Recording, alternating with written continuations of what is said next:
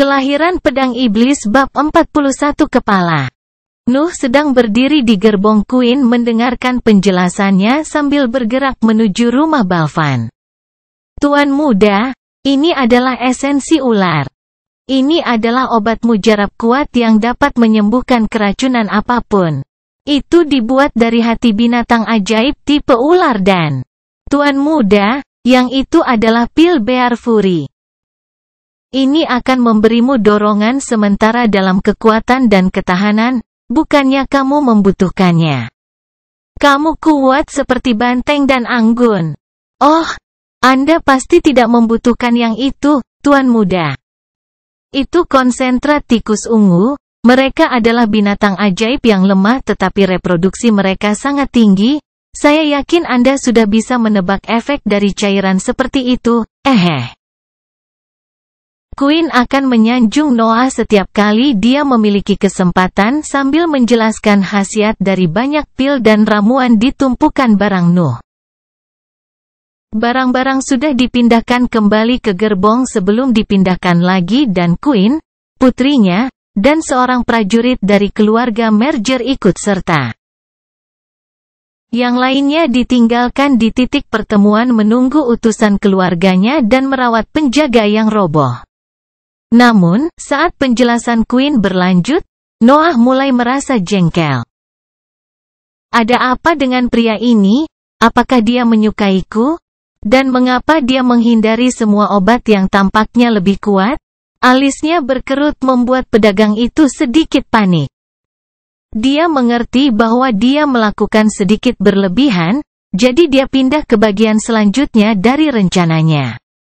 Tuan muda, saya sudah tua dan cukup lelah dari semua kejadian sebelumnya. Mengapa Anda tidak mengizinkan putri saya, Sophie, untuk mengikuti penjelasan?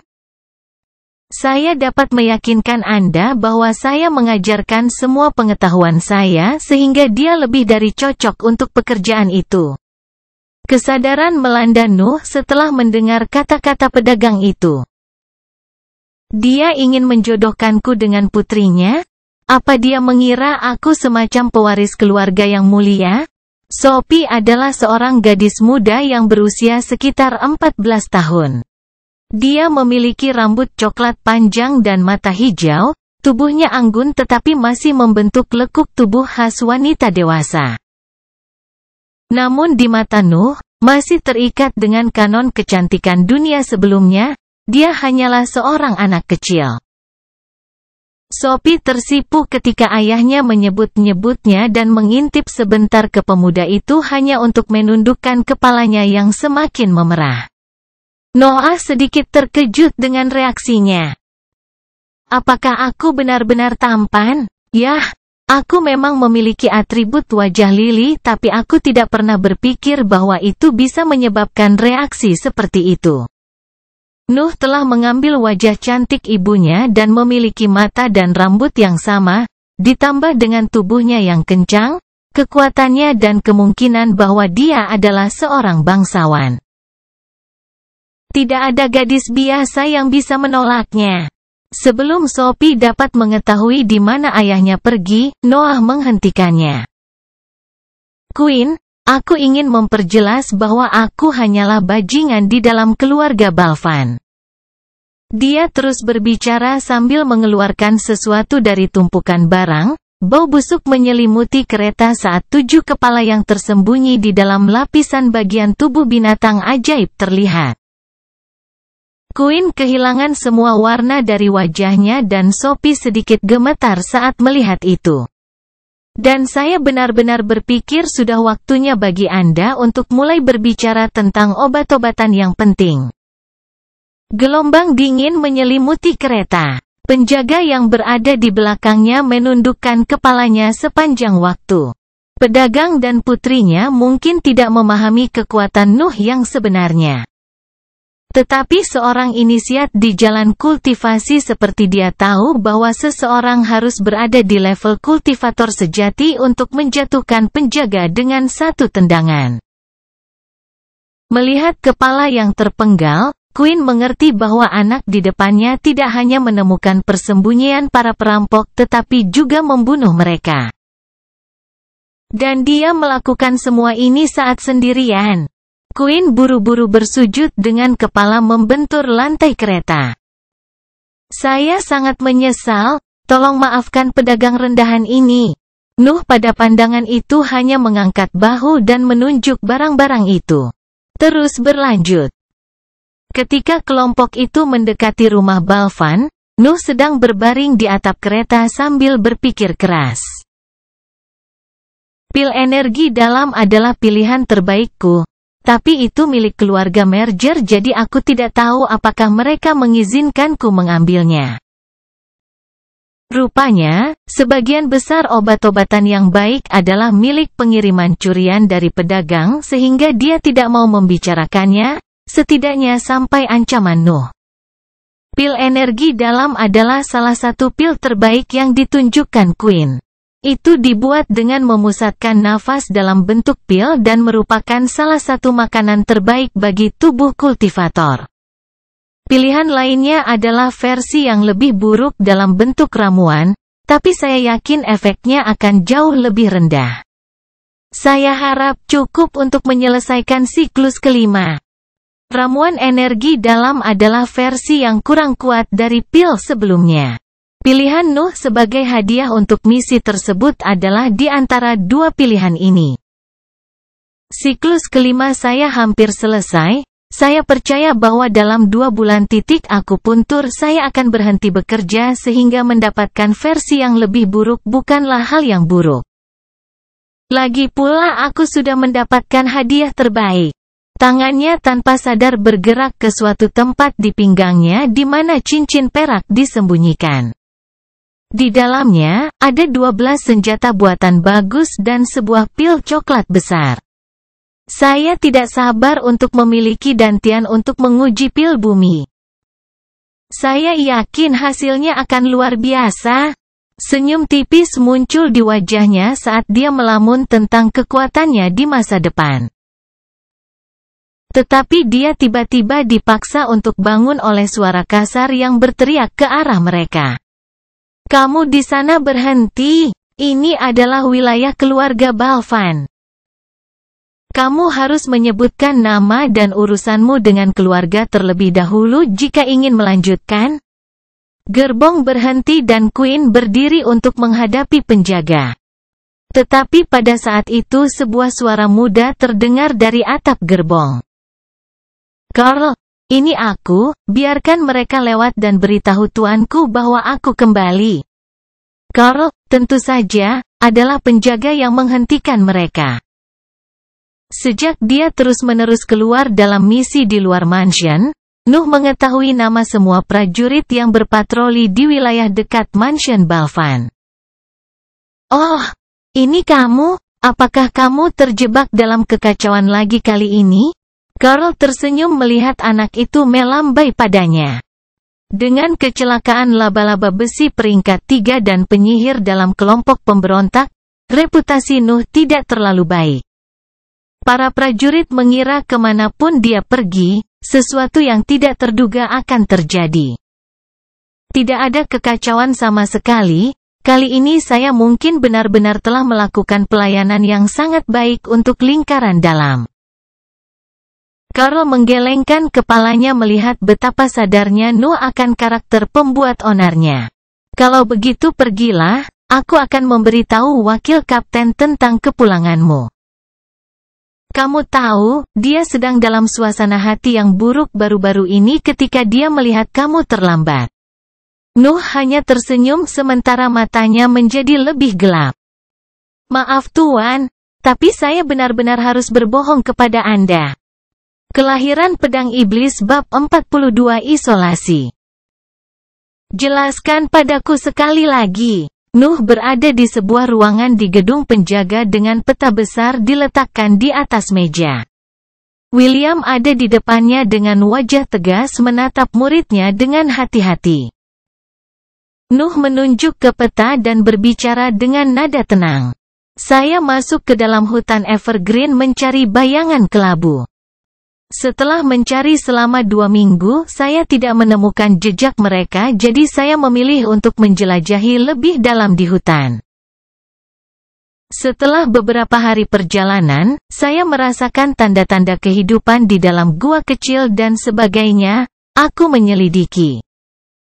Kelompok bandit ada di dalam menyortir barang-barang mereka, jadi aku membunuh mereka dan menggunakan pakaian mereka untuk membawa barang-barang itu kembali ke mansion. Di sekeliling hutan, aku menemukan Queen, si pedagang, dan dia dengan rela menawariku sebuah naik kembali ke mansion di dalam gerbongnya. Itu saja. Nuh akan menunjukkan di peta rutenya saat dia menggambarkan peristiwa misi tersebut. William menatapnya beberapa saat sebelum berbicara lagi. Pedagang itu mengatakan bahwa ada pil bumi dengan deskripsinya di antara barang-barang itu. Apakah kamu yakin mengambil semuanya dari deposit? Nuh mengangkat bahu dan berkata dengan ekspresi polos. Aku yakin bahwa aku mengambil semuanya dari gua. Aku tidak sepenuhnya yakin bahwa semua barang tetap berada di dalam paket meskipun saat aku menyeretnya. Apa itu pil bumi? Apakah itu bagus? Aku bisa mencarinya lagi jika Anda membiarkan saya menyimpannya. Nuh memiliki sikapnya yang biasa rakus akan kekuasaan yang hanya membuat William menghela nafas dan menggelengkan kepalanya. Tidak apa-apa, kamu bisa pergi. Aku akan memberimu hadiah yang kamu minta setelah semuanya dikirimkan ke lingkaran dalam. Nuh dengan ringan membungkuk dan keluar dari kamar. Pada saat itu, sesosok muncul di belakang William. Apakah kamu percaya padanya? William melihat lagi ke arah kemana Noah pergi dan menjawab dengan jujur. Saya pikir dia mengatakan yang sebenarnya, lagi pula, sangat tidak mungkin untuk menyembunyikan pil yang begitu bagus dari kita. Dan, Kapten, Anda sepertinya lupa bahwa dia bahkan tidak mencoba untuk menyembunyikan berkah nafas terakhir kali, bahkan jika dia mempertaruhkan nyawanya untuk mendapatkannya. Kapten penjaga hanya melihat ke arah William sebelum berbalik. Kamu terlalu menyayangi anak itu. Ingat bahwa tugas kita adalah menuju lingkaran dalam dan posisinya tidak akan pernah baik di sana. Wajah William menjadi gelap mendengar kata-kata ini. Dia dapat dengan jelas membayangkan dalam benaknya anak kecil itu mengulangi teknik yang sama setiap hari sendirian di kamarnya hanya untuk menjadi sedikit lebih kuat.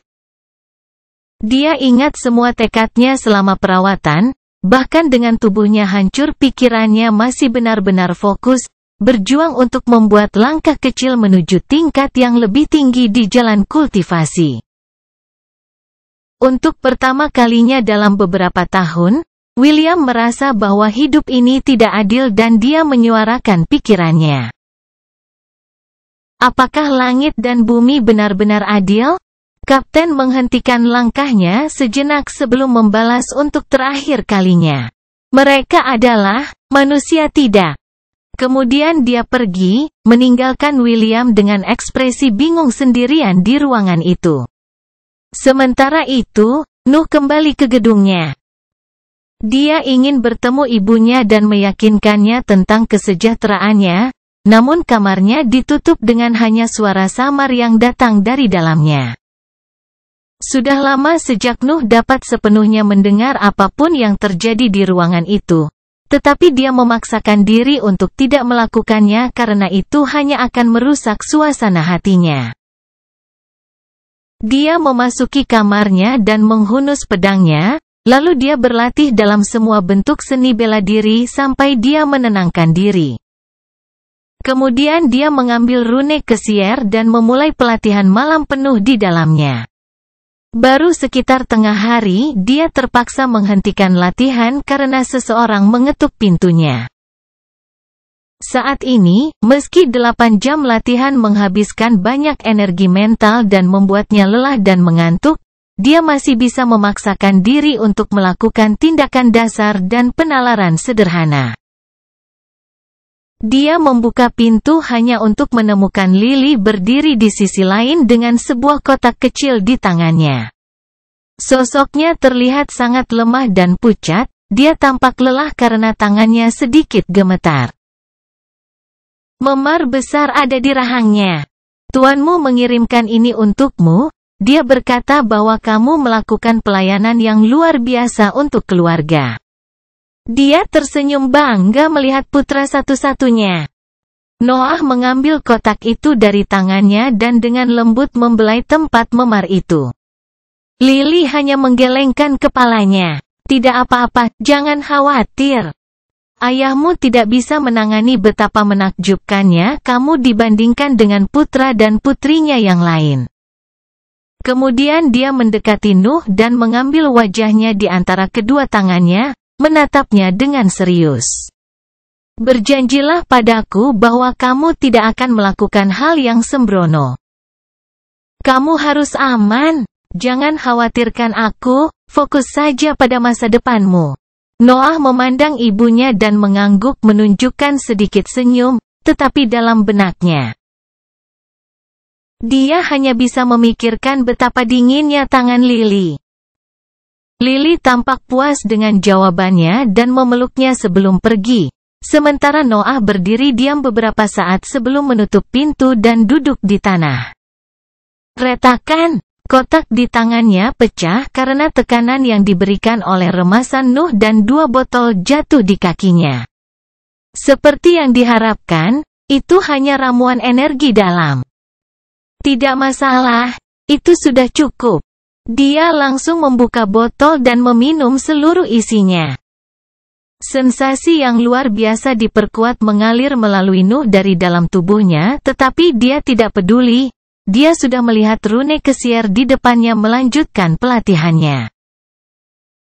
1,5 bulan berlalu, dengan Nuh hampir tidak keluar dari kamarnya selama periode ini. Dia hanya akan menghadiri sparring mingguan dengan masternya dan makan siang dengan ibunya, dia bahkan tidak pergi misi lagi. Saat ini, dia sedang berdiri di kamarnya, wajahnya pucat dan ada kantong besar di bawah matanya, namun kelopak matanya benar-benar terbuka. Sepertinya ada sumber cahaya di dalam pupilnya saat matanya bersinar dalam kegelapan ruangan. Jadi, seperti itulah rasanya. Dia memegang Rune Kesier di tangan kanannya di depan wajahnya, namun dia sepertinya tidak kesulitan melihatnya. Sepertinya dia sedang membaca buku lain. Dia tersenyum dan kemudian dia menyingkirkan rune itu. Berikutnya adalah perawatan ke-6. Kelahiran Pedang Iblis bab 43 Keheranan. Dalam 1,5 bulan isolasi ini, kemajuan Nuh sangat besar. Yang pertama adalah kesimpulan dari siklus kelima. Dengan bantuan 12 botol esensi bis dan 2 botol ramuan energi dalam ditambah dengan 1 bulan penyerapan alami dari titik akupuntur. Siklus kelima diselesaikan dalam waktu kurang dari 3 bulan. Yang kedua terjadi pada hari yang sama beberapa menit sebelumnya. Dia berlatih di Rune Kesier ketika bayangannya di lautan kesadarannya terbentuk sepenuhnya.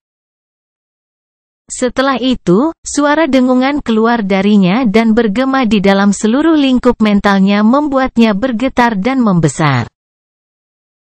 Nuh hanya merasakan sakit yang membelah di kepalanya dan bertahan sampai rasa sakitnya hilang dan bola berhenti bergetar. Dunia yang dia lihat setelah prosesnya selesai adalah dunia yang berbeda. Meskipun jauh di malam hari, dia bisa melihat hal-hal hampir sejelas siang hari dan tampaknya ada lebih banyak detail tentang itu. Dia mengambil salah satu pedang hitamnya dan dengan hati-hati memeriksanya. Bilah hitam itu terlihat sangat halus sebelum dia maju. Tetapi sekarang Nuh bisa melihat beberapa penyok kecil di atasnya. Dia meletakkan kembali pedangnya dan fokus pada pendengaran dan persepsinya. Dia bisa merasakan semua orang di lantai. Jika dia cukup fokus, dia bisa mendengar langkah para pelayan yang masih terjaga di kejauhan. Dia bisa merasakan udara memasuki paru-parunya, darah mengalir di pembuluh darahnya, nafas memenuhi tubuhnya. Bahkan pikirannya tampak berjalan lebih lancar dan dengan kecepatan yang lebih tinggi. Dia mencoba menggerakkan nafas sesuai dengan seni bela dirinya dengan jari-jarinya dan dia melihat jejak gas warna pelangi yang tertinggal di udara. Apakah itu nafas langit dan bumi? Dapatkah saya benar-benar melihatnya sekarang? Dia tercengang sesaat sebelum dia menggelengkan kepalanya. Tidak, itu adalah Brett yang terkonsentrasi di dalam tubuhku. Saya tidak tahu apakah saya bisa merasakan salah satu dari orang lain dengan begitu mudah juga. Dia kemudian berbaring di tempat tidurnya untuk beristirahat karena pikirannya masih agak bingung dengan kemajuan tersebut. Satu-satunya masalah adalah bagaimana guru akan bereaksi besok. Apa? Bagaimana mungkin kamu menyelesaikan siklus kelima? William membuka mulutnya lebar-lebar dan berdiri di depan Nuh di ruang pelatihan mereka yang biasa. Bagaimana mungkin? Bahkan dengan ramuan energi dalam. Kamu harus memiliki setidaknya 2 bulan lagi. Apakah kamu yakin titik akupunturmu berhenti bekerja? Nuh hanya mengangguk dan kemudian menghembuskan napas dengan kuat untuk menenangkan dirinya. Dia mengambil sesuatu dari dalam pakaiannya dan mengangkatnya di depan tuannya. William masih kaget dengan berita sebelumnya bahwa dia hanya menatap tangan Noah tanpa mengenali isinya. Kemudian dia akhirnya menyadari bahwa ada sesuatu yang aneh dan mengambil lembaran di depannya. Dia membuka lipatannya dan melihat tulisan kesiar rune di atasnya. Dia mengerutkan alisnya dan menatap mata Nuh dengan ekspresi bingung. Apakah kamu menyerah menjadi penyihir? Nuh hanya bisa menunjukkan senyum masam ketika dia melihat sekelilingnya sebentar, lalu dia mendekati tuannya dan berbicara dengan suara lembut. Sebenarnya, aku membutuhkan rune berikutnya karena aku menjadi penyihir tadi malam. Teriakan yang membuat dinding bergetar terdengar di gedung penjaga. Para prajurit di halaman merasa bahwa suara itu mirip dengan suara wakil kapten. Di dalam ruangan, Noah sedang duduk berlutut dengan tangan menutup telinganya dengan erat. Dia sedang menunggu tuannya keluar dari keterkejutannya, takut dia akan melepaskan teriakan mengerikan lainnya. William bernapas dengan kasar dengan mata terbuka lebar, tetapi setelah beberapa detik, dia memaksa dirinya untuk tenang dan fokus pada dahi Noah, menatapnya dengan tatapan serius. Nuh merasakan tekanan pada lautan kesadarannya dan mengoperasikan energi mentalnya untuk mempertahankan lingkungannya.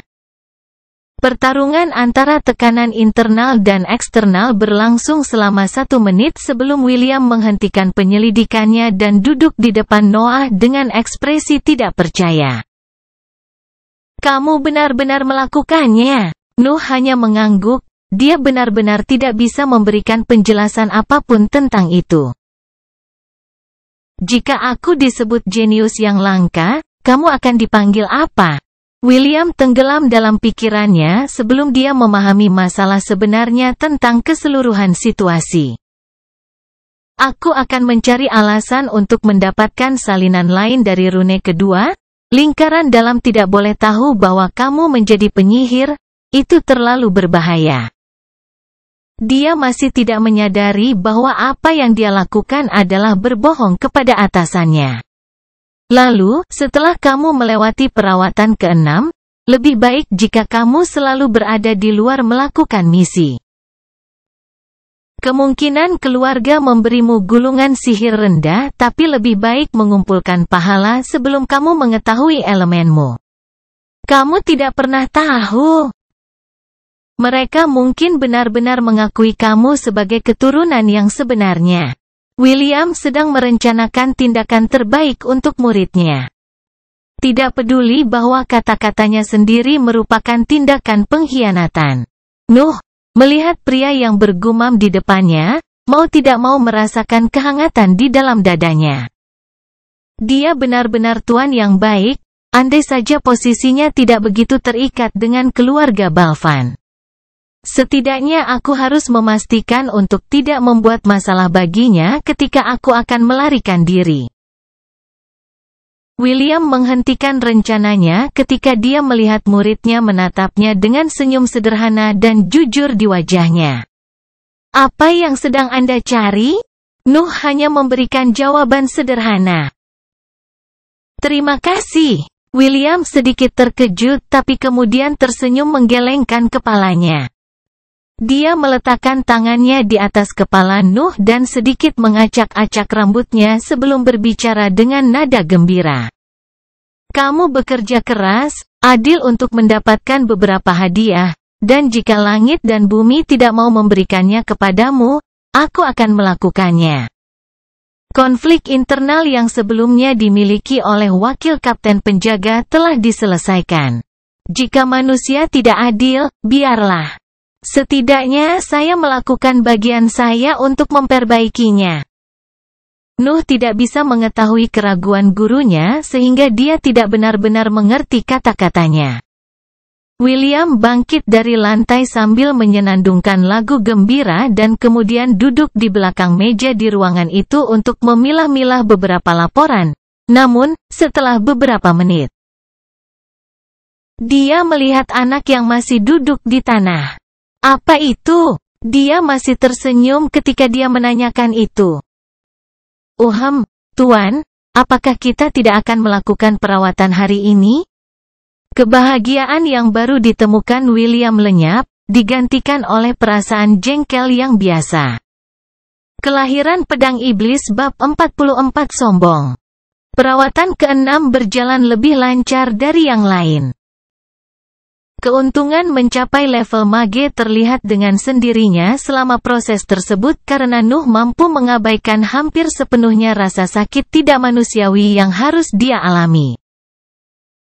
Ketika waktu terbaring di tempat tidurnya berakhir, tuannya tiba-tiba mengirimnya keluar rumah untuk menyelesaikan misi. Mendapatkan rune kedua mungkin sulit tapi aku harus bisa melakukannya. Untuk saat ini, fokus saja pada misi yang kuberikan padamu. Itulah yang dia katakan kepada Nuh sebelum mengirimnya pergi. Nuh menyelesaikan tugas biasa untuk mempertahankan desa dari serangan binatang buas atau memburu mereka ketika paket mereka menjadi terlalu besar. Tidak lama setelah dia berusia 13 tahun, sebuah misi yang tampaknya penting dikirimkan kepadanya. Itu terdiri dari mengawal karavan bangsawan dari kota Mossgrove ke rumah besar Lansai. Rupanya, keluarga Lansai, keluarga bangsawan menengah, melakukan kejahatan terhadap keluarga Sosti dan sebagai hukuman, ditambah dengan biaya moneter yang besar. Mereka harus mengirim keturunan utama mereka sebagai sandera politik di kota Mossgrove. Sekarang setelah hukuman berakhir, keturunannya harus kembali ke mansionnya. Namun, dia memilih untuk mengatur pengawalan sebelum memulai perjalanannya kembali. Saya merasa bahwa saya melibatkan diri saya dalam perjuangan politik. Mengapa keturunan utama membutuhkan pendamping? Nuh adalah satu-satunya dari mansionnya yang mengambil misi tetapi sekelompok tentara dan pengembara telah terbentuk di depan karavan keluarga Lansai ketika dia tiba. Dia mengenakan pakaian hitam ketatnya yang biasa dengan 2 pedang terselubung di punggungnya, dan rambutnya diikat menjadi ekor kuda sederhana. Saat dia bergerak menuju kelompok itu, para prajurit melihat ke arahnya dan mulai tertawa dan mengejeknya. Apa yang kamu lakukan di sini anak kecil? Apakah kamu tersesat? Lihat. Itu beberapa pedang yang bagus. Kenapa kamu tidak meminjamkannya ke pamanmu di sini? Aku akan mengembalikannya setelah misi selesai. Misi ini seharusnya tidak terlalu buruk karena seorang anak muncul. Hahaha. Lihat dia datang kepada kita. Apakah kamu anak muda yang gila? Butuh Nuh sesaat untuk memahami apa yang harus dia lakukan, tetapi dia tidak bisa menahan rasa kesal dengan kata-kata mereka. Setiap saat, bagaimana mungkin orang lemah selalu begitu bodoh? Aku bosan diperlakukan seperti anak kecil. Dia mendekati para prajurit sambil menahan ejekan mereka dan ketika dia berada di depan mereka dia hanya meletakkan tangannya di depannya dan memberi isyarat jabat tangan. Senang bertemu denganmu, namaku Noah. Kuharap kita bisa saling menjaga. Nuh tersenyum polos dan memiliki nada suara yang murni dan jernih. Dia adalah gambaran sempurna dari kepolosan. Kata-katanya menyebabkan hujan tawa dari kelompok tentara sementara salah satu dari mereka membalas jabat tangannya. Jangan khawatir anak kecil, kami akan menjagamu dengan baik. Prajurit itu hampir tidak bisa menahan tawanya ketika dia mengucapkan kata-kata itu, namun wajahnya membeku ketika dia merasakan tekanan yang diterapkan oleh cengkeraman Nuh. Retakan! Prajurit itu jatuh ke tanah dengan tangannya yang patah masih di tangan Nuh dan memohon belas kasihan. Ah, kumohon, aku salah. Tolong lepaskan aku. Sakit. Para prajurit lainnya masih tertawa memikirkan itu adalah semacam penampilan dari teman mereka untuk mengejek anak itu. Namun, ekspresi mereka memucat ketika mereka melihat keadaan tangannya ketika Noah melepaskannya. Tangannya benar-benar lembut, sepertinya tidak ada tulang di dalamnya. Nuh mengalihkan pandangannya ke arah para prajurit dan menunjuk kedua dari mereka. Kamu dan kamu, aku yakin kamu mengejekku sebelumnya. Kemarilah, aku perlu memberi selamat padamu. Dia masih memiliki senyum polos yang sama seperti sebelumnya tetapi kali ini hanya menimbulkan rasa takut di mata para saksi. Kedua tentara itu melihat sekeliling mereka hanya untuk memperhatikan bahwa kelompok itu menjauh dari mereka. Salah satu dari keduanya mencoba untuk meminta maaf. Maaf, aku tidak tahu tempatku. Nuh hanya menggelengkan kepalanya dan berkata dengan suara dingin, tanganmu atau hidupmu, pilihanmu. Yang lainnya marah dan menghunus pedangnya, berteriak keras. Jika kamu berpikir bahwa aku akan takut padamu, kamu salah. Ayo, ambil nyawaku jika kamu punya nyali. Nuh mengangkat bahu dan bergerak ke arah prajurit dengan ekspresi tenang. Pada saat itu, seorang pria kekar mengenakan jubah hijau dengan emblem yang dijahit di area dada kirinya melompat di antara mereka dan menghadap Noah. Berhentilah membuat semua keributan ini sebelum kita memulai pemilihan pendamping atau kamu harus menghadapiku. Prajurit dengan pedang di tangannya santai melihat pria dari keluarga Lansai dan menurunkan pedangnya tetapi kemudian dia merasakan penglihatannya berputar dan kemudian turun ke dalam kegelapan. Ini adalah hal terakhir yang dia lihat. Nuh berada di samping mayat tanpa kepala dengan tangan terangkat ke arah prajurit yang tersisa. Pria dari keluarga Lansai itu merasakan keringat dingin mengalir di punggungnya ketika Noah benar-benar menghilang dari pandangannya hanya untuk muncul kembali di belakangnya. Prajurit yang tersisa ketakutan, tetapi setelah beberapa detik, dia berhasil memasukkan tangannya ke dalam tangan Nuh. Retakan! Dia jatuh ke tanah dengan tulang di tangan kirinya patah tetapi tidak mengeluarkan suara. Dia terlalu takut membuat marah anak mengerikan di depannya. Semua hadiah menelan ludah dan bersumpah pada diri mereka sendiri untuk tidak pernah menatap mata Nuh di masa mendatang. Nuh pergi ke depan pria kekar yang masih membatu di tempat dan bertanya sambil tersenyum, "Maaf, kamu bilang?" Namun, sebelum pria itu bisa menjawab, sebuah suara terdengar dari karavan dan pria lain yang mengenakan jubah keluarga Lansai muncul.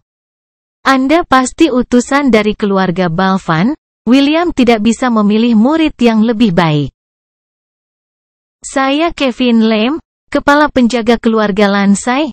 Saya harap Anda dapat menerima alasan saya atas perilaku buruk laki-laki saya.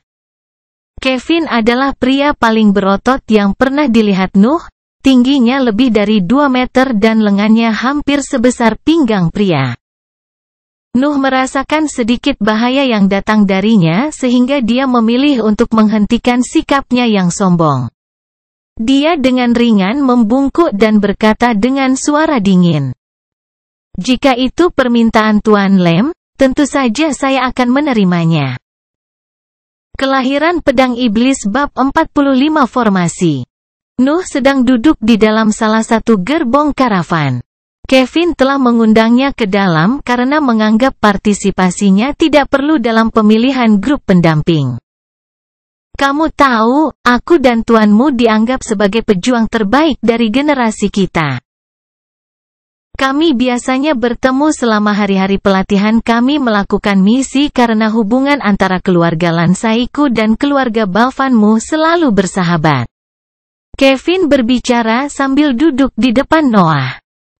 Tapi, ya, dia menjadi wakil kapten lingkaran luar Balvan sementara aku menjadi kepala penjaga keluargaku, jadi kami tidak memiliki kesempatan untuk bertemu dalam waktu yang lama. Dia sedang menuangkan apa yang tampak seperti anggur ke dalam 2 cangkir dari kendi tanah liat di tangannya, lalu dia menawarkan salah satu cangkir itu kepada Nuh. Ketika saya mendengar bahwa muridnya akan membantu misi ini, saya langsung penasaran. Saya harus mengatakan bahwa Anda memenuhi reputasi Tuan Anda. Dia mengangkat cangkirnya dengan gerakan memanggang dan Noah menyambutnya dengan melakukan hal yang sama dengan cangkirnya, namun dia menggunakan energi mentalnya untuk memindai cairan di dalamnya. Sepertinya tidak ada masalah dengan anggurnya, saya pikir dia mengatakan yang sebenarnya. Hubungannya dengan Tuan pasti sangat baik. Nuh tidak ragu lagi dan menyesap cangkirnya. Sensasi terbakar yang akrab mengalir melalui tenggorokannya tetapi segera ditekan oleh kemampuan penyembuhan tubuhnya. Oh benar, dengan tubuh peringkat 2 di tingkat yang lebih tinggi, aku yakin akan sangat sulit untuk mabuk. Dia telah memasuki siklus ke-6 sehingga efek dari penempaan 7 neraka menjadi lebih menonjol saat dia mendekati penyelesaian prosesnya. Kemampuan penyembuhannya telah meningkat, hal yang sama berlaku untuk persepsi nafas dan eksekusi seni bela dirinya.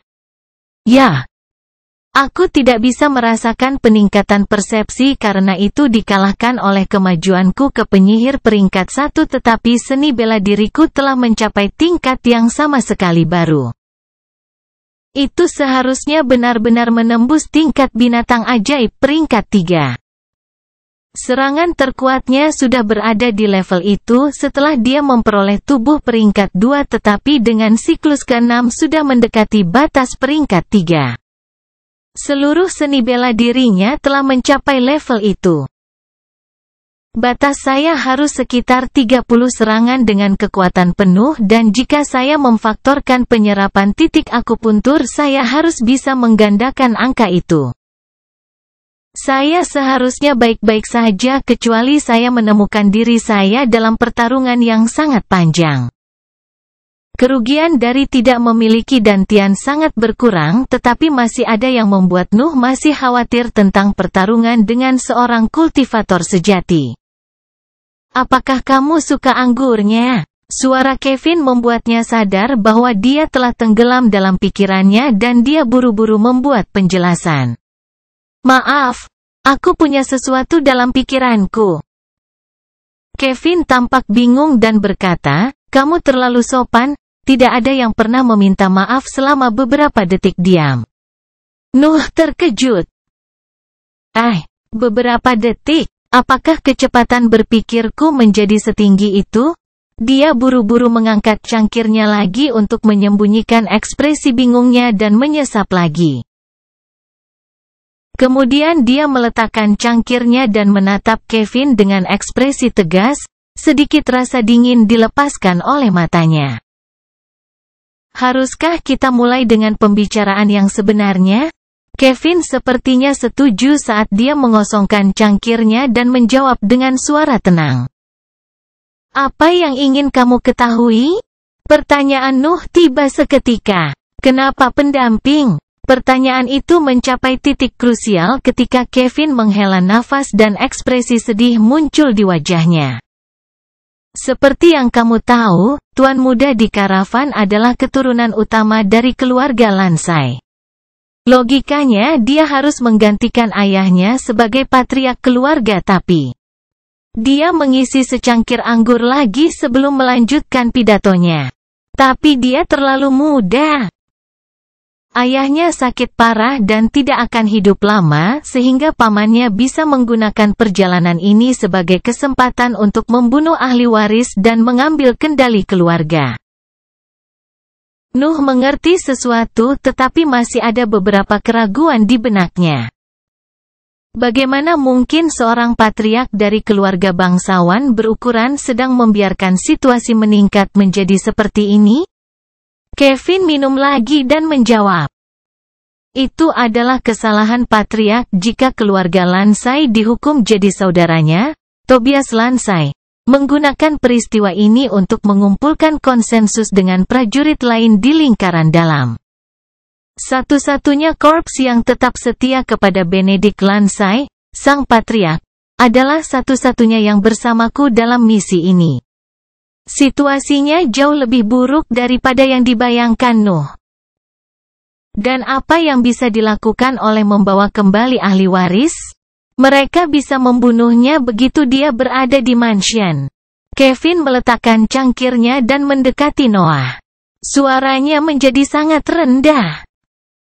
Ini adalah rahasia lingkaran dalam, jadi jika aku mengetahui bahwa kamu mengungkapkannya kepada siapapun, aku akan membunuhmu sebagai misi seumur hidup. Apakah kamu mengerti aku? Niat membunuh yang kuat dilepaskan oleh Kevin. Para prajurit dan pengembara yang melewati seleksi di luar kereta bergetar saat suasana menjadi sangat kaku.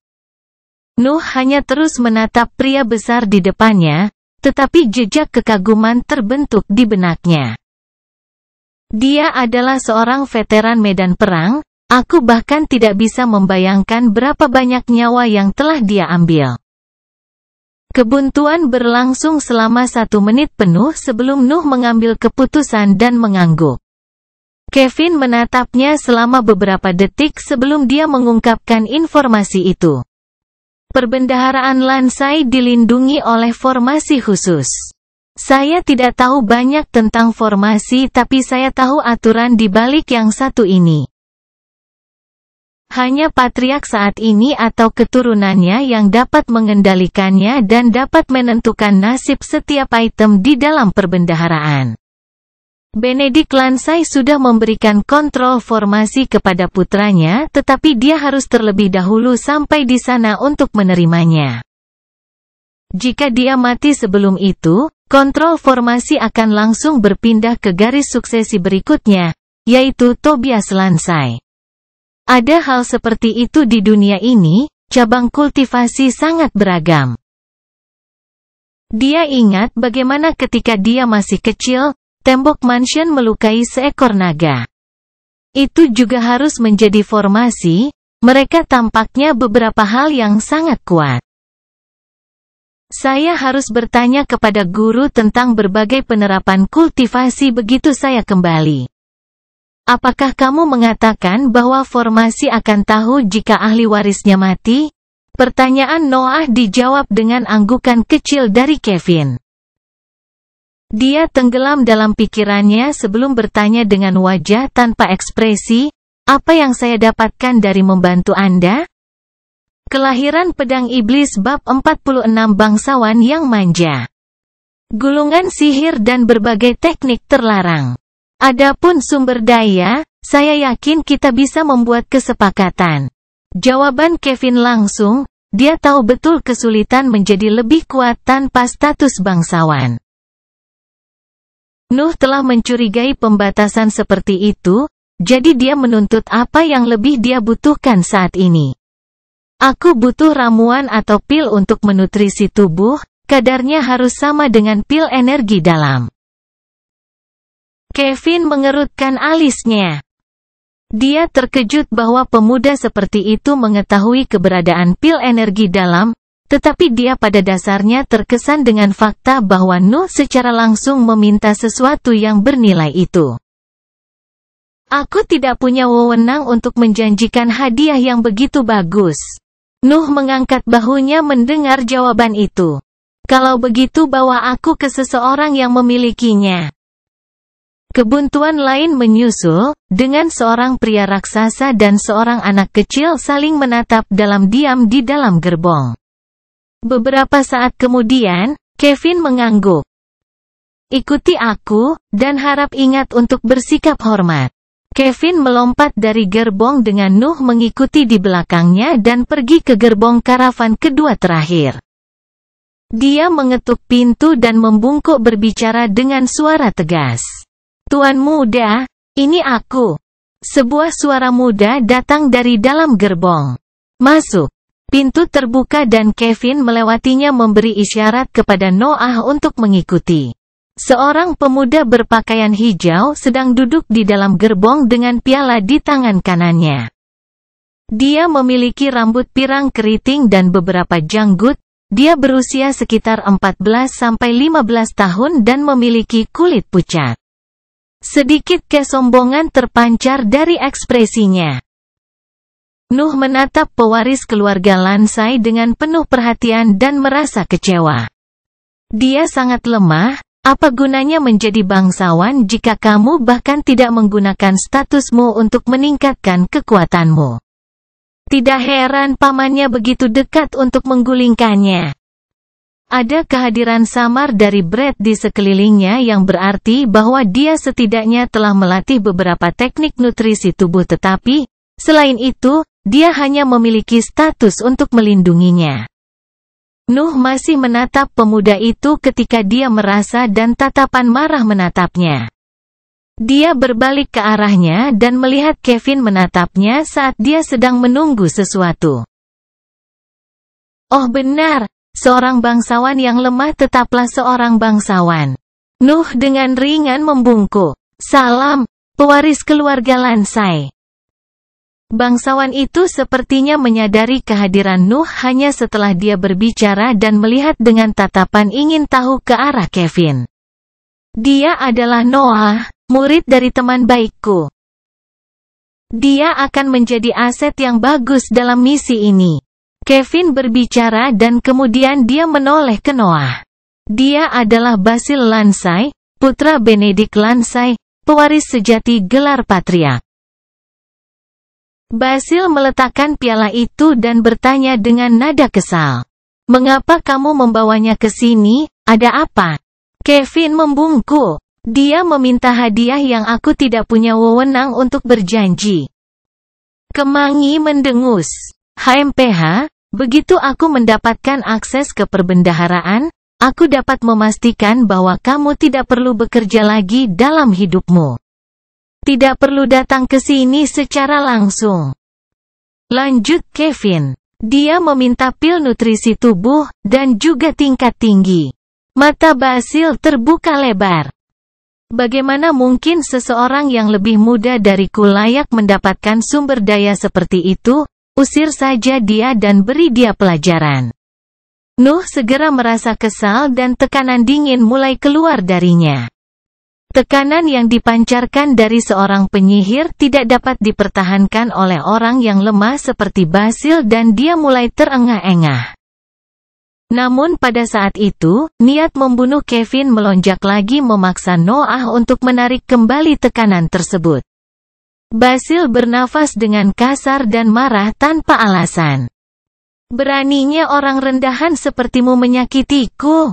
Kevin, jangan pedulikan apa yang aku katakan tadi, bunuh saja dia dan tunjukkan mayatnya pada hewan-hewan di luar sana. Mungkin mereka akan mengerti perbedaan status dengan cara ini.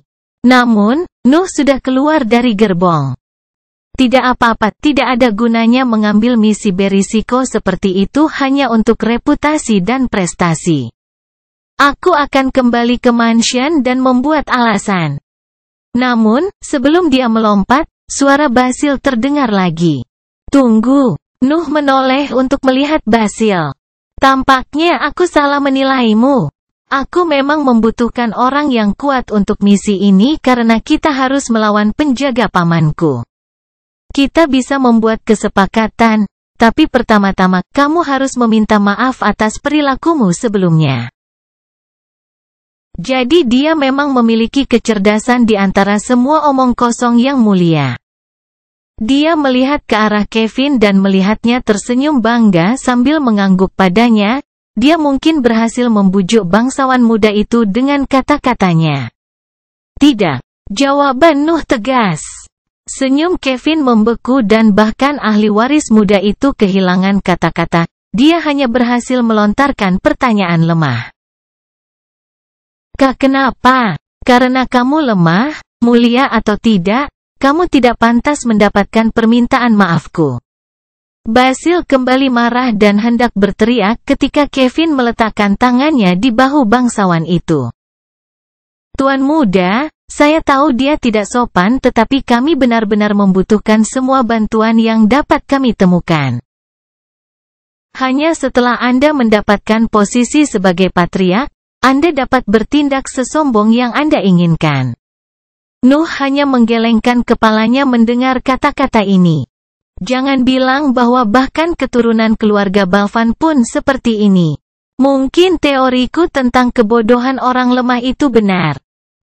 Diskusi antara Kevin dan Basil berlangsung beberapa saat, dengan kekesalan Noah meningkat setiap detik sehingga dia terpaksa mendengar lebih banyak.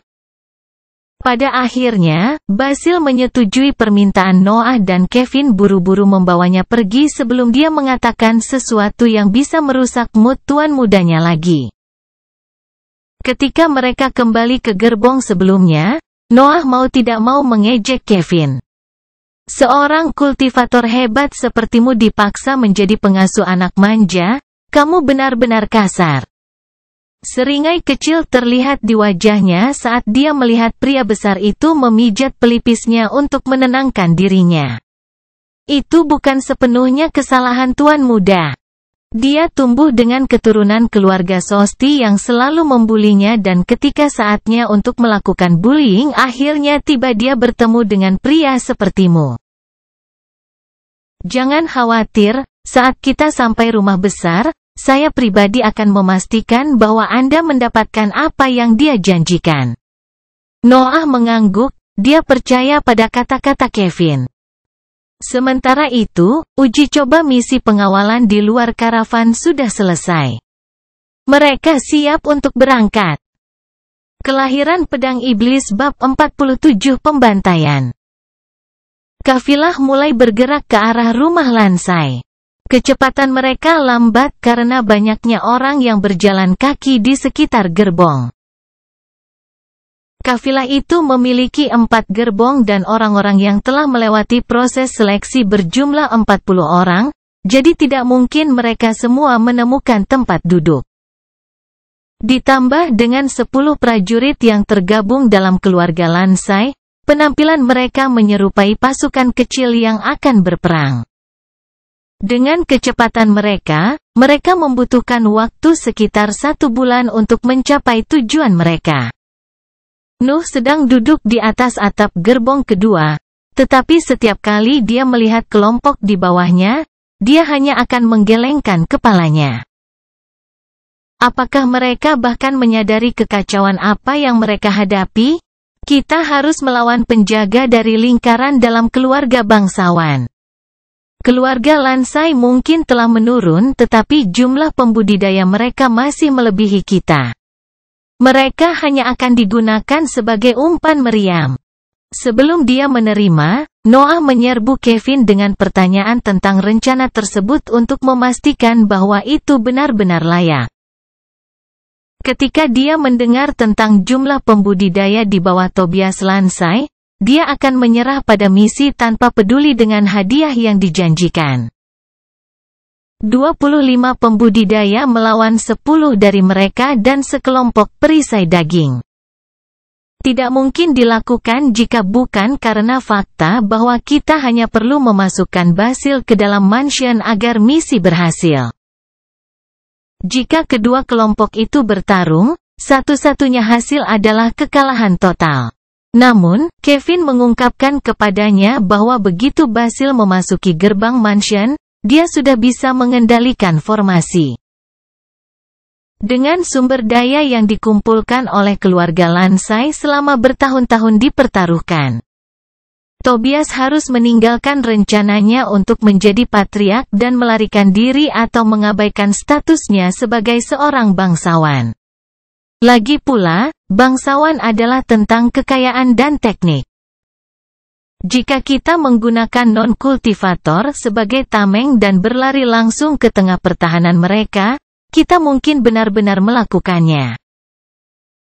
Itu sebabnya Noah memutuskan untuk tetap tinggal. Dia yakin dengan kerangka Kevin, menerobos garis pertahanan adalah tugas yang layak.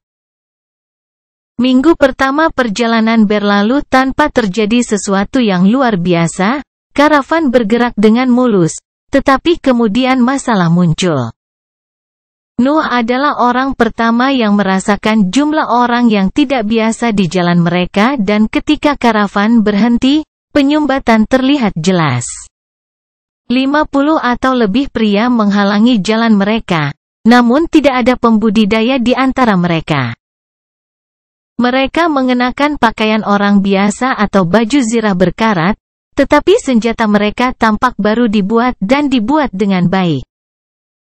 Noah melompat dari atap gerbong dan berjalan ke arah Kevin yang sudah menatap kelompok itu dengan sedikit amarah di matanya.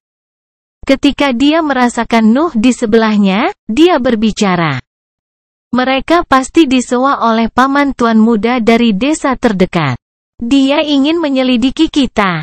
Jika saya mengirim orang-orang saya untuk melawan mereka, kami akan mengungkapkan sebagian besar kemampuan kami. Tetapi jika saya mengirim non-penggarap, jumlah mereka akan berkurang dan membahayakan rencana. Aku tidak pernah berpikir bahwa Tobias akan begitu kejam hingga benar-benar mengirim orang untuk mati hanya untuk menyelidiki kita. Nuh sedang melihat pasukan rakyat jelata tetapi secara internal dia mencibir. Bukankah kamu melakukan hal yang sama? Ini tidak seperti sebagian besar orang yang baru Anda rekrut akan bertahan. Dia menghela nafas sedikit dan kemudian menjawab. Maka kita hanya harus lebih kejam. Nuh menghunus pedangnya dan berjalan menuju pasukan musuh. Jika aku merawat mereka, kami akan mengungkapkan hampir tidak ada informasi dan kami akan menjaga agar pelindung dagingmu yang berharga tidak terluka. Kevin merasa sedikit malu dengan komentar Noah tetapi tidak membalas. Dia hanya melihat anak itu mendekati kelompok rakyat jelata. Ketika Nuh berada 20 meter dari mereka, dia berhenti dan kemudian berbicara dengan keras. Siapapun yang masih ingin hidup sebaiknya menjauh dari jalan ini. Setelah saya hitung sampai 3, semua yang masih di depan saya akan mati. Seorang anak mengancam 50 atau lebih pria dewasa. Namun, sebelum mereka memiliki kesempatan untuk tertawa, rasa dingin menyelimuti mereka saat mereka melihat mata anak itu memancarkan rasa dingin yang menyesakkan. 1. Semua rakyat jelata ini direkrut dari desa-desa yang menderita hukuman keluarga Lansai. Mereka miskin tanpa alasan. 2. Karena keluarga Lansai harus membayar biaya yang sangat besar kepada keluarga Sosti, mereka menaikkan pajak secara besar-besaran pada orang-orang di wilayah mereka, membawa mereka ke ambang kelaparan. 3. Karena itu, tidak satu pun penduduk desa yang mundur di depan anak yang mengerikan itu.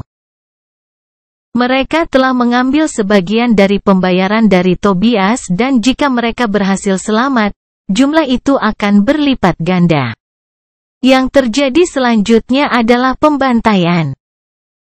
Dari sudut pandang prajurit yang lemah di sekitar karavan, Nuh hanya berjalan di antara garis musuh. Namun, siapapun yang dia lewati di dekatnya hanya akan jatuh ke tanah dengan leher teriris atau dada mereka tertusuk. Darah mengalir di tanah mengisinya dengan genangan merah. Tidak ada yang memperhatikan bahwa beberapa senjata terbaik penduduk desa menghilang sebelum menyentuh tanah dan tersedot di pinggang Nuh.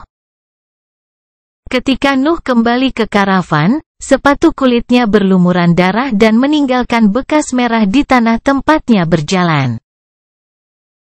Ekspresi acuh tak acuh ada di wajahnya, seperti dia baru saja kembali dari jalan-jalan sederhana. Semakin kuat saya, semakin saya tidak menganggap orang lemah sebagai manusia. Saya rasa pelepasan emosi dari manusia normal hanyalah penyebab alami dari peningkatan kekuatan saya. Para prajurit menjauh dari jalannya dan meninggalkan jalan baginya untuk kembali ke atap kereta. Nuh dengan santai melompat ke atasnya dan membuang sepatu kotornya, membiarkan kaki telanjangnya menggantung di udara di atap. Bleghh Basil berada di luar gerbongnya sambil muntah-muntah di tanah. Dia diam-diam menyaksikan pertempuran Nuh dan tidak bisa menahan muntah yang dia rasakan. Kevin buru-buru pergi ke sampingnya dan membawanya kembali ke gerbong di bawah tatapan kecewa para prajuritnya. Mereka membandingkan secara internal bangsawan muda ini dengan bocah kejam di atas gerbong dan tidak bisa menahan diri untuk menggelengkan kepala karena khawatir tentang masa depan keluarga Lansai. Kelahiran Pedang Iblis bab 48 introspeksi. Di ruang bawah tanah di dalam rumah besar Lansai, seorang pria berusia 50-an dengan rambut pirang keriting sedang menonton peta dengan beberapa bidak di atasnya. Pada suatu saat, seorang tentara muncul di belakangnya dan berlutut di lantai. Lord Tobias, mata-mata yang mengawal Basil telah mengirimkan laporan. Tidak ada anak buah Kevin yang ikut berperang, hanya seorang anak yang pergi berperang dan membunuh semua petani. Mereka sekarang telah melanjutkan perjalanan ke arah kita. Tobias mengangguk bahkan tidak menoleh ke belakang untuk melihat prajurit itu dan memindahkan salah satu bidak di peta. Apakah kamu menemukan gerbong tempat Basil tinggal?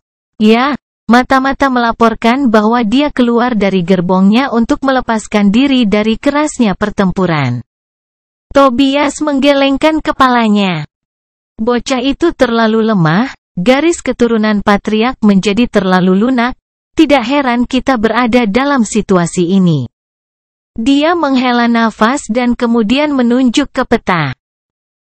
Kirim penyihir untuk mencegat mereka di tebing Twilboya. Akhiri mimpi keponakanku.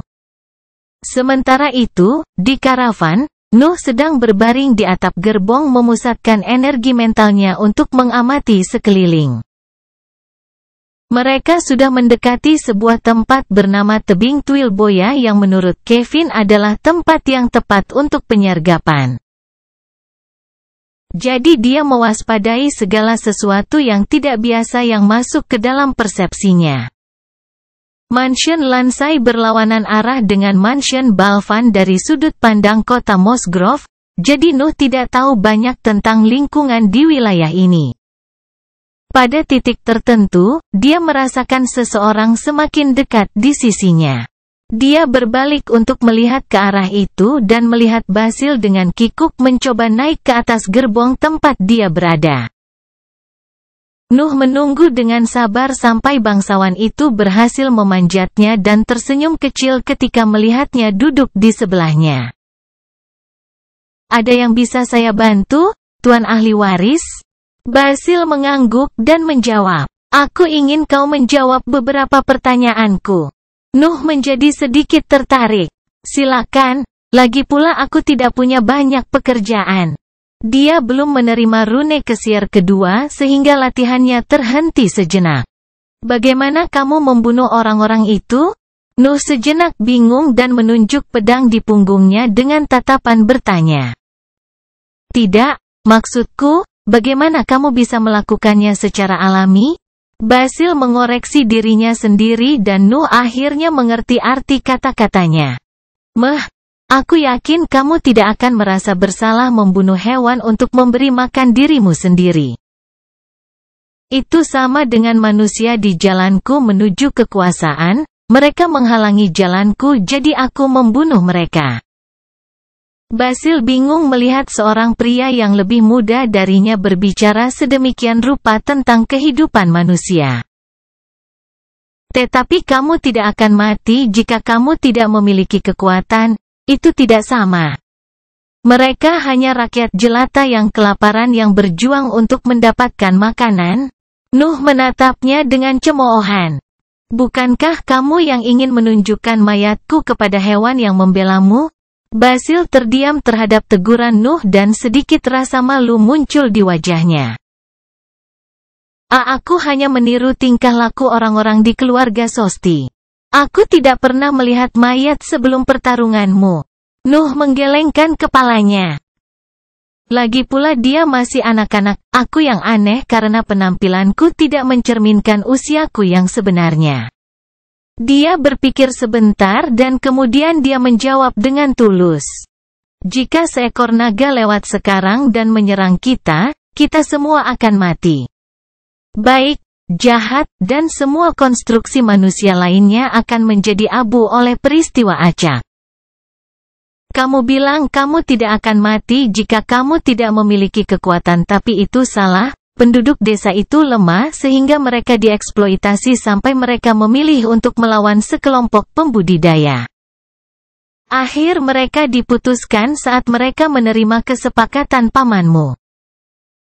Kamu lemah sehingga keluargamu memburumu karena statusmu sejak lahir dan yang bisa kamu lakukan hanyalah bersembunyi di gerbong berharap Kevin akan cukup kuat untuk melindungimu. Basil menundukkan kepalanya mendengar kata-kata ini tetapi pidato Nuh belum berakhir.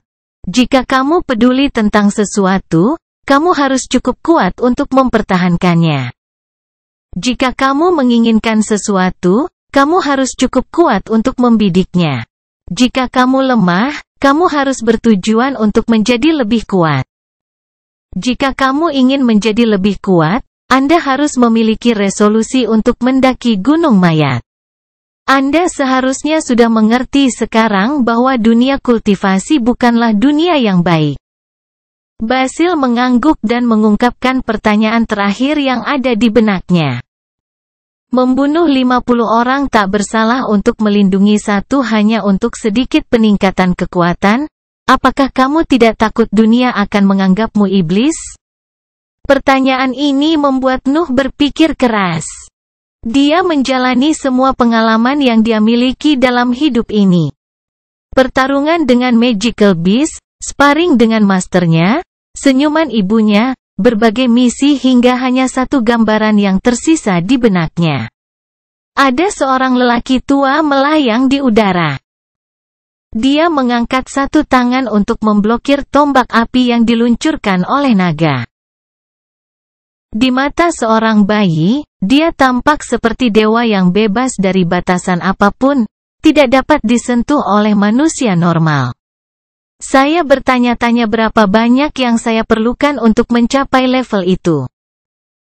Nuh tanpa sadar mengangkat pandangannya ke langit, menatap titik tetap dengan mata kosong. Kerinduan yang murni dan tak terbatas untuk kekuasaan membuat dirinya jelas di dalam pikirannya dan kemudian, dia menjawab. Terus, Basil hendak bertanya lebih banyak sebelum sensasi dingin menyelimuti dirinya. Nuh masih melihat ke langit tetapi matanya gelap dan dingin, seperti binatang buas yang melihat mangsanya. Melihat tidak ada perubahan dalam sikapnya, Basil menyerah untuk mengajukan lebih banyak pertanyaan dan turun dari gerbong untuk kembali ke penginapan aslinya. Nuh menatap langit untuk waktu yang lama sebelum dia mengalihkan pandangannya ke arah gunung kecil di sebelah tebing di kejauhan. Jika dunia akan memanggilku setan, biarlah. Jika itu memberi saya kekuatan untuk menyelamatkan ibu saya dan mengejar jalan kultivasi tanpa batasan, saya akan dengan senang hati meninggalkan kemanusiaan saya. Karavan melanjutkan perjalanannya ke tebing Twilboya tanpa menyadari mata-mata dalam kelompoknya atau pertempuran yang menunggu di sana. Kelahiran Pedang Iblis bab 49 Niat pertempuran. Tebing Twilboya adalah ngarai yang dalam di sebelah gunung kecil bernama Gunung Twilboya. Sebuah lorong sempit memisahkan keduanya dan, karena karavan tidak dapat mendaki gunung, itulah satu-satunya jalan yang memungkinkan.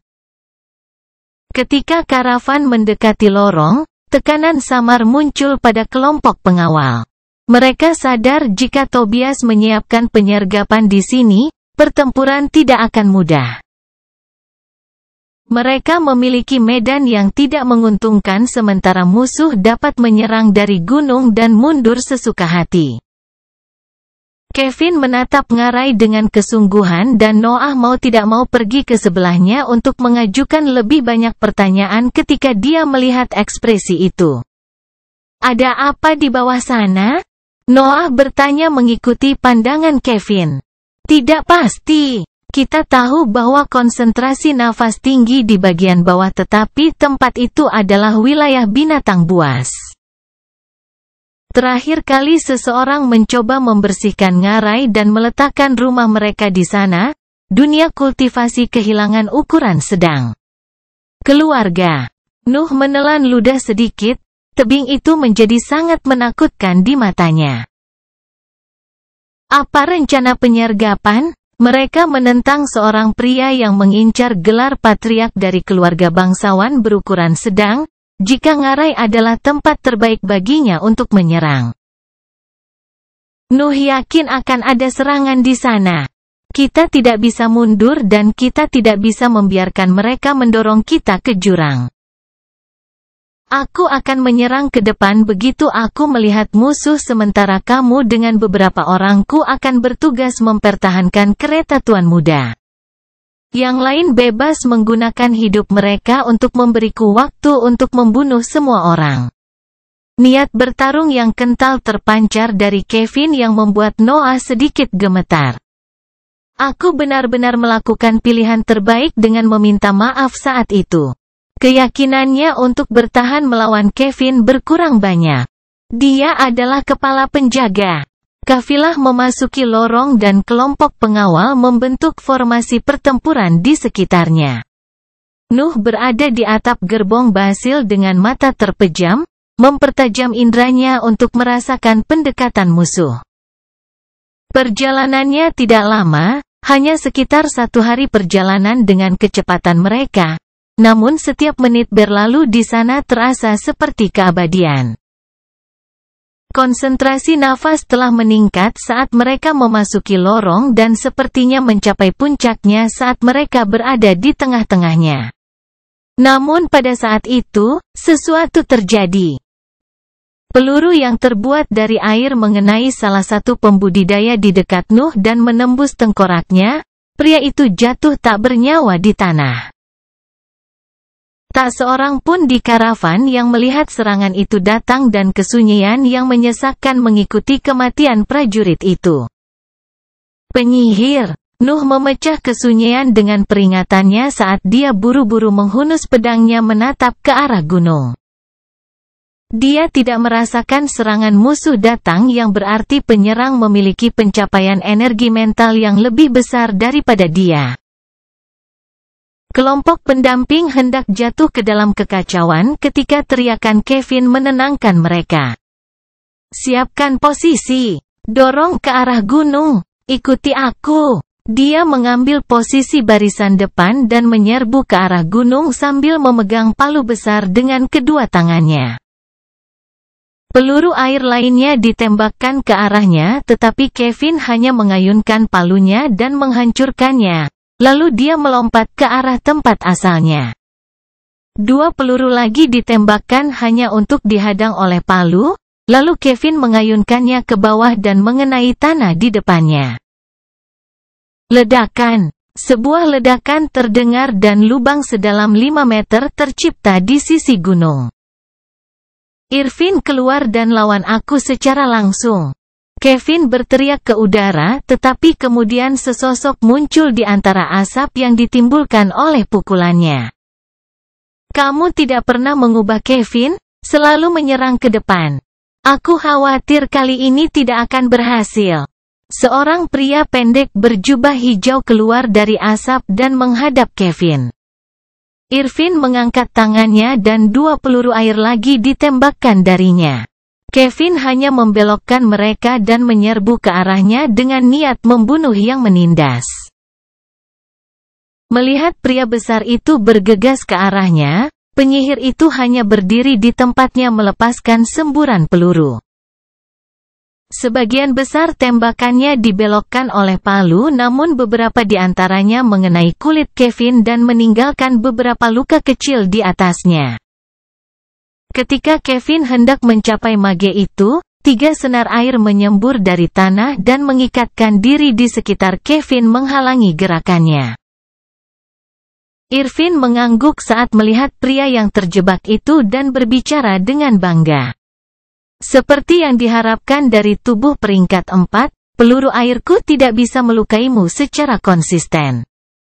Jika kamu yang membunuh, situasinya akan sangat menyusahkan. Namun nyawamu tidak penting bagi Lord Tobias.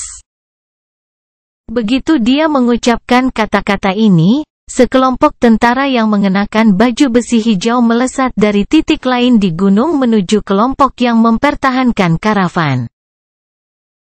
Irvin telah menggunakan dirinya sebagai umpan untuk menarik keluar orang yang lebih kuat dari pengawal, sangat melemahkan pertahanan karavan. Tentara musuh berjumlah 15 orang dan langsung menyerbu melalui garis pertahanan yang dibuat oleh tentara biasa. Tidak satu pun dari mereka bisa menghalangi musuh. Prajurit normal yang berada di jalur mereka langsung terbunuh atau terluka parah hanya dengan satu ayunan senjata mereka. Mereka semua adalah pembudidaya. Nuh dari posisinya di kereta dapat dengan jelas melihat bahwa momennya sudah dekat dan mempertajam pikirannya tidak seperti sebelumnya. Semburat niat bertarung dapat terlihat di matanya yang dingin.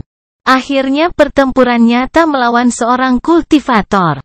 Saya benar-benar ingin melihat seberapa jauh saya dari level mereka.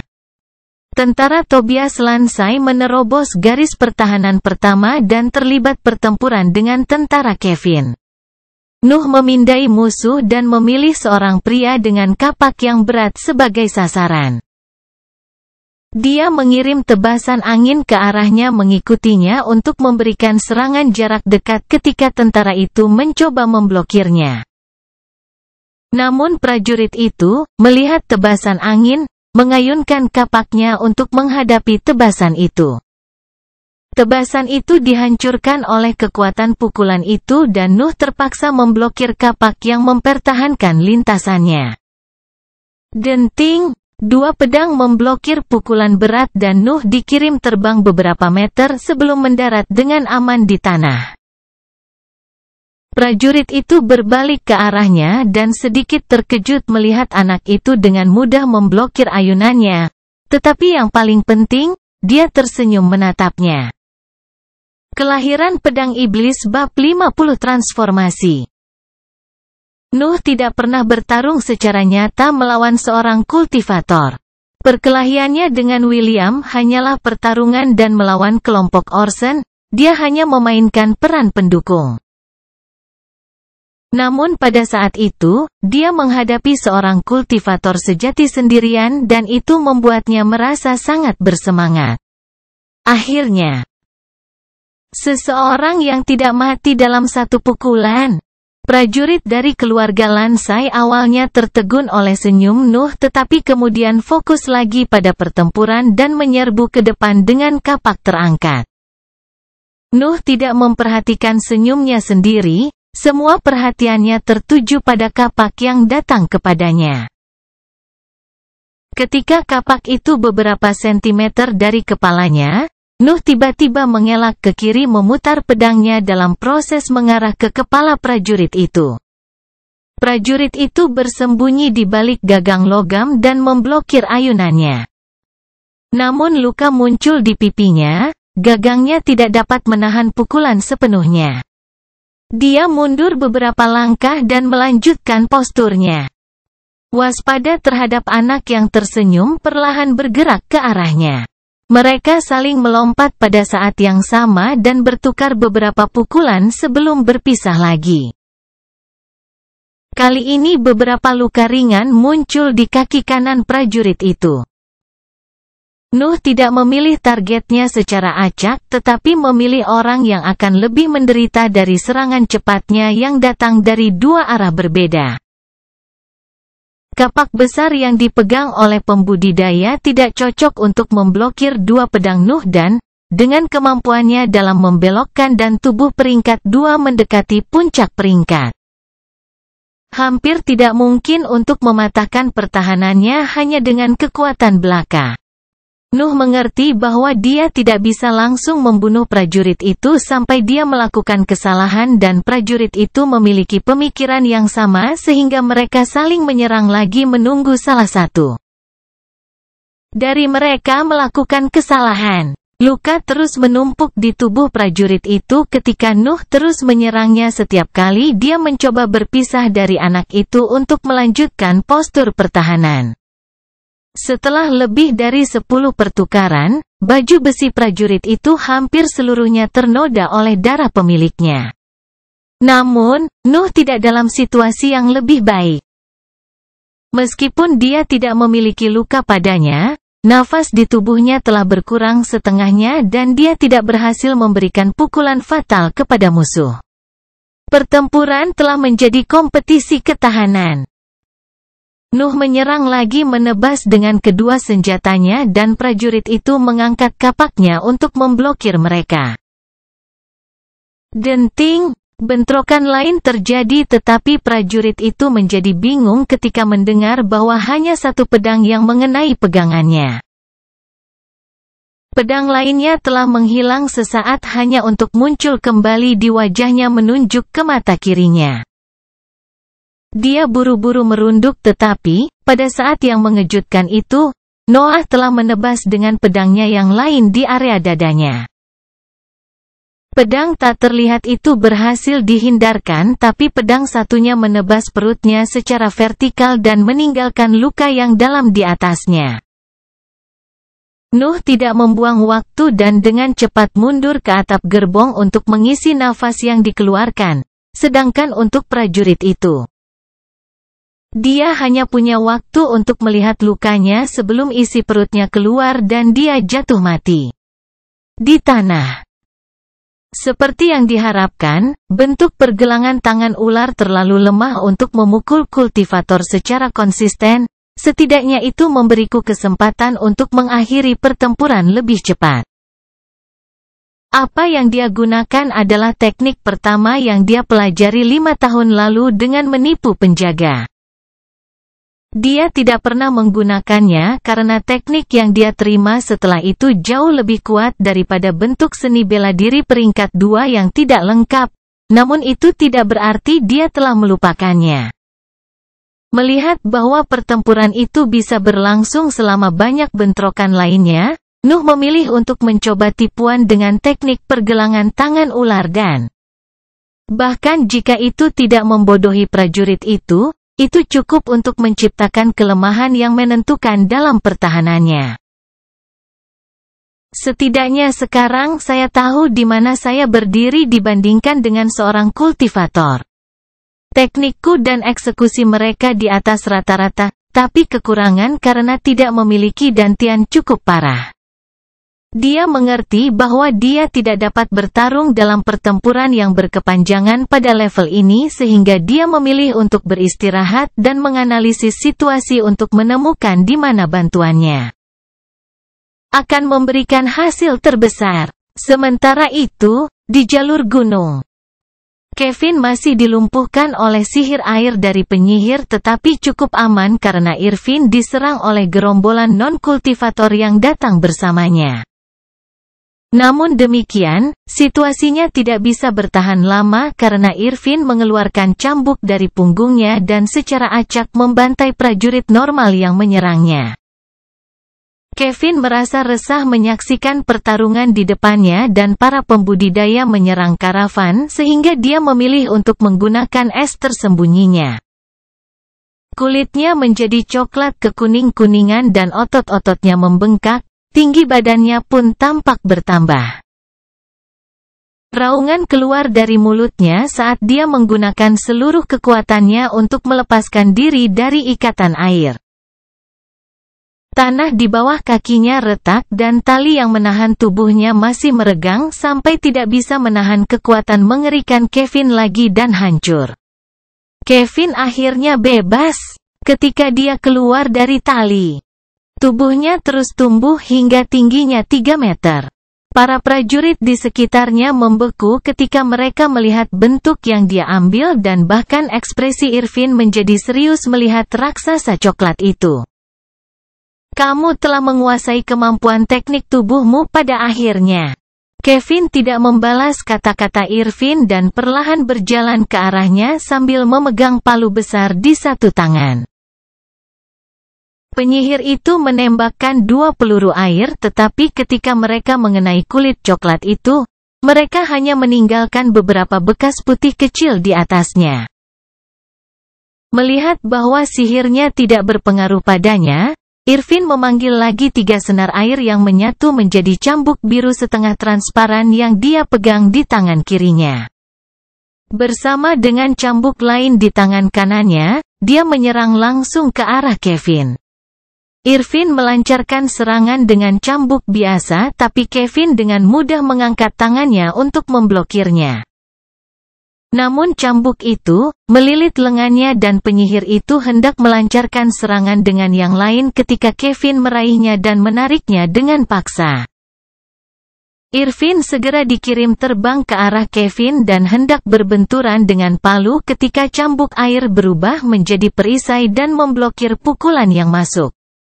Perisai air berhasil tetap utuh melawan serangan yang luar biasa tetapi Irvin masih menderita dampaknya dan terlempar pada jarak lebih dari 10 meter. Tidak ada yang memperhatikan bahwa retakan kecil muncul di bahu Kevin.